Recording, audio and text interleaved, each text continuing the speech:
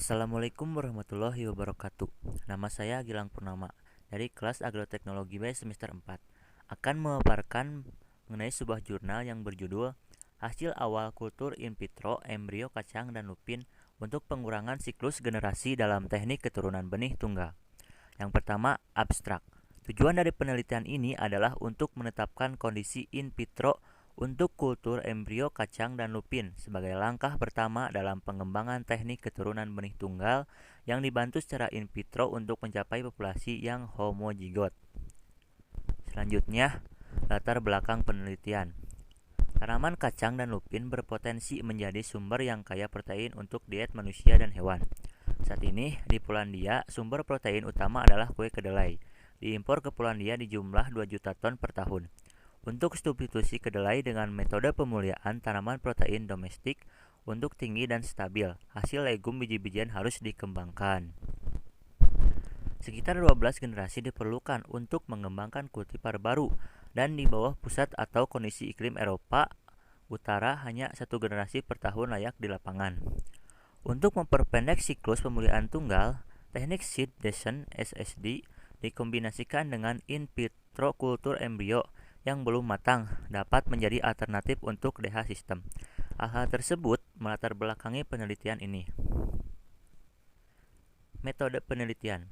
Metode yang digunakan dalam penelitian ini yaitu metode Menkels yang digunakan untuk menguji perbedaan antara nilai rata-rata. Bahan.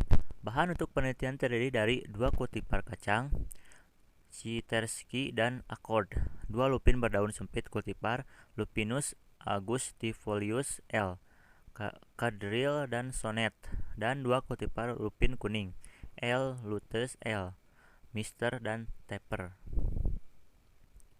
Biji kultivar kacang dan lupin ditaburkan dalam percobaan bidang di Wiatrowo dekat Poznan. Polong dari masing-masing kacang dan lupin kultivar dilepaskan 21-28 hari setelah berbunga.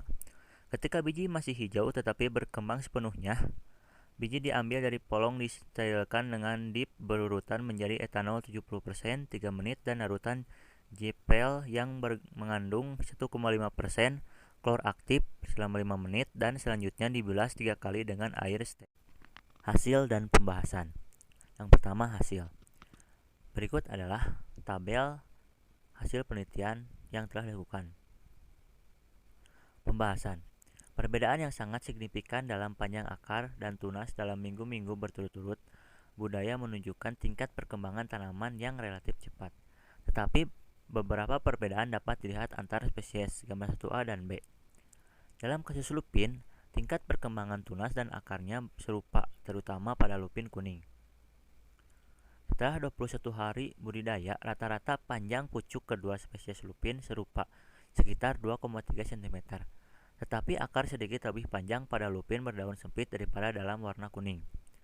Media MS1 mengandung MS kekuatan penuh dan tereduksi jumlah agar tampaknya lebih menguntungkan untuk lupin daripada untuk pengembangan tanaman kacang, terutama lupin berdaun sempit. Hasil ini menunjukkan secara in vitro budaya lupin dan embrio kacang dapat diterapkan untuk pencapaian generasi berturut-turut dalam teknik keturunan benih tunggal. Selanjutnya, kesimpulan dan ringkasan. Kacang dan tanaman lupin yang diregenerasi embrio bertahan hidup transfer ke kondisi ex vitro setel minimal 2 polong dengan 1-3 biji masing-masing itu cukup dalam teknik SSD, di mana hanya satu diperlukan benih per tanaman. Hasil ini menunjukkan secara in vitro budaya lupin dan embrio kacang dapat diterapkan untuk pencapaian generasi berturut-turut dalam teknik keturunan benih tunggal.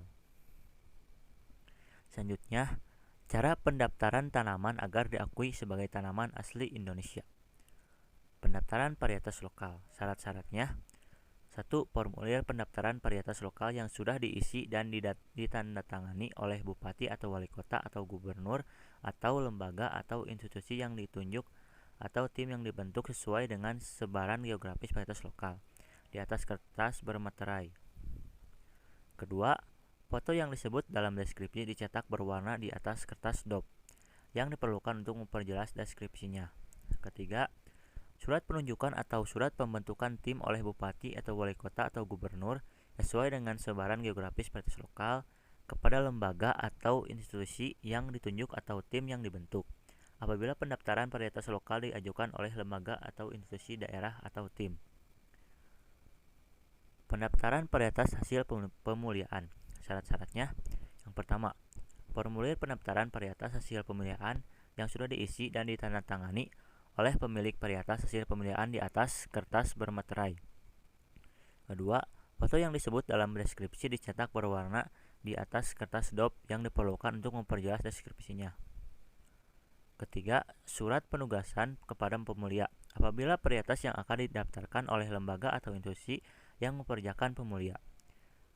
Surat pemesanan atau perjanjian kerjasama apabila varietas hasil pemilihan akan didaftarkan oleh perorangan atau lembaga atau institusi melalui dokumen kepemilikan varietas. Apabila suatu varietas hasil pemilihan diperoleh melalui pewarisan, hibah, wasiat, perjanjian dalam bentuk akta notaris atau sebab lain yang dibenarkan undang-undang. Surat penunjukan untuk mendaftarkan apabila pendaftaran bukan oleh pemulia atau pemilik dari varietas hasil pemilihan yang akan didaftarkan. Baik, sekian yang dapat saya paparkan. Mohon maaf bila ada banyak kesalahan. Wassalamualaikum warahmatullahi wabarakatuh.